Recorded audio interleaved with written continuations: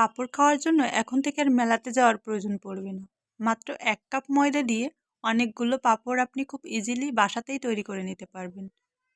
Hello viewers, welcome জানাচ্ছি শ্রুতিস healthy কিচেনে। আজকে আমি আপনাদের তৈরি করে দেখাবো খুব সহজে বাসাতে কিভাবে পাঁপড় তৈরি করে নেবেন। তো পাঁপড় তৈরি করার জন্য আমি প্রথমেই নিয়ে নিয়েছি একটা পাত্রে ১ কাপ পরিমাণে ময়দা, আর দিয়ে দিচ্ছি স্বাদ অনুযায়ী কিছুটা লবণ, আর দিয়ে দিলাম একটু লাল মরিচের গুঁড়া। এখন সব কিছু একটু ভালোভাবে মিশিয়ে নিচ্ছি। আর এখন অল্প অল্প জল দিয়ে আমি একটা মসৃণ একটা গোলা তৈরি করে নিব। একবারে অনেক বেশি জল দিতে যাবেন না, অল্প অল্প করে জল দিয়ে একটা মসৃণ একটা গোলা তৈরি করে নেবেন। আর খেয়াল রাখবেন ভিতরে যাতে কোনো ধরনের দলা পেকে না থাকে। তো আমার এখানে ১ কাপ ময়দার জন্য কিন্তু ১.৫ কাপ পরিমাণে জল লেগেছে। এখন চুলায় আমি আগে থেকে একটা তাওয়া বসিয়ে তাওয়াটা একটু হালকা গরম করে নিয়েছি। এখন দিয়ে দিলাম কিছুটা তেল, আর তেল দিয়ে ভালোভাবেই মুছে নিতে হবে। আমি টিস্যু পেপারের সাহায্যে ভালোভাবেই মুছে নিচ্ছি। এখন যে গোলাটা তৈরি করে রেখেছি ওর থেকে অল্প করে গোলা দিয়ে দিলাম, আর এভাবে করে একটু ঘুরিয়ে নিচ্ছি। ঘুরিয়ে ঢাকা দিয়ে ঢেকে এটা চুলার আঁচ একেবারে লোতে রেখে এটা একটু সিদ্ধ করে নিব।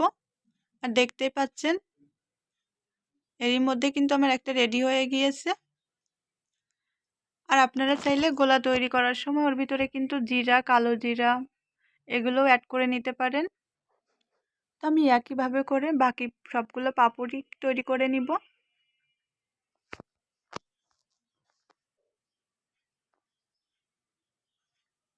আর খেয়াল রাখবেন চুলার আঁচ যেন একেবারে লোতে থাকে।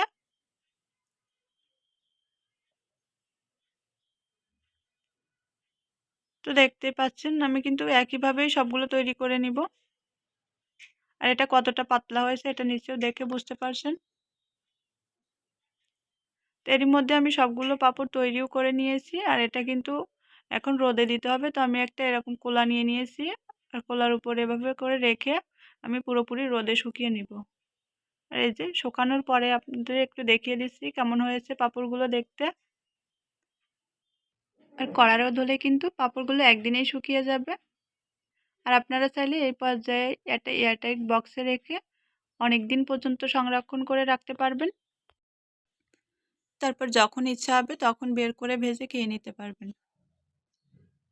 তো আমি এখন পাঁপড়গুলো আপনাদেরকে একটু ভেজে দেখিয়ে দিচ্ছি। তো আমি চুলায় একটা কড়াই বসিয়ে দিয়ে দিয়েছি পর্যাপ্ত পরিমাণে তেল, আর তেলটা একটু ভালোভাবে গরম করে নিতে হবে। তেল দিয়ে ভালোভাবে গরম হয়ে এলে আমি দিয়ে দিচ্ছি পাঁপড়, আর ২টা চামচের সাহায্যে এভাবে করে একটু টান দিয়ে নেবেন।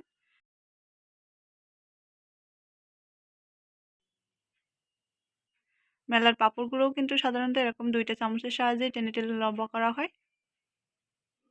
তো এটা ভাজতে কিন্তু খুব বেশি সময় লাগবে না, দেখবেন কয়েক সেকেন্ডের ভিতরে এটা ভাজা হয়ে যাবে।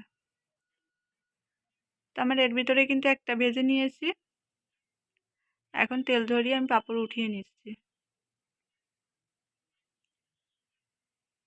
একইভাবে করে আরও একটা ভেজে আপনাদেরকে দেখিয়ে দিচ্ছি। আর এটা ভাজার সময় দেখবেন খুব মজা লাগবে, মনে হবে যে সবগুলো পাঁপড়ই ভেজে নিই।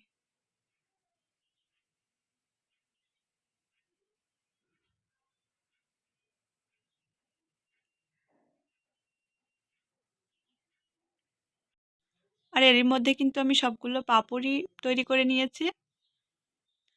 আর দেখতেও কিন্তু হুবহু মেলার মতোই লাগছে, খেতেও কিন্তু মেলার মতোই লাগবে। আপনারা বাসায় তৈরি করে দেখবেন।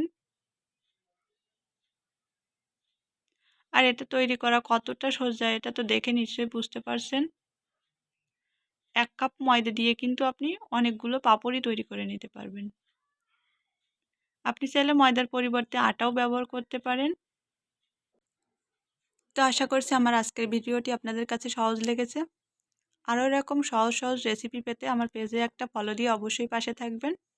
আর রেসিপিটি ভালো লাগলে অবশ্যই লাইক, কমেন্ট, শেয়ার করতে ভুলবেন না। আজকের মতো এখানেই বিদায় নিচ্ছি। দেখা হবে অন্য কোনো ভিডিওতে। ততক্ষণ পর্যন্ত সবাই ভালো থাকুন, সুস্থ থাকুন। ধন্যবাদ।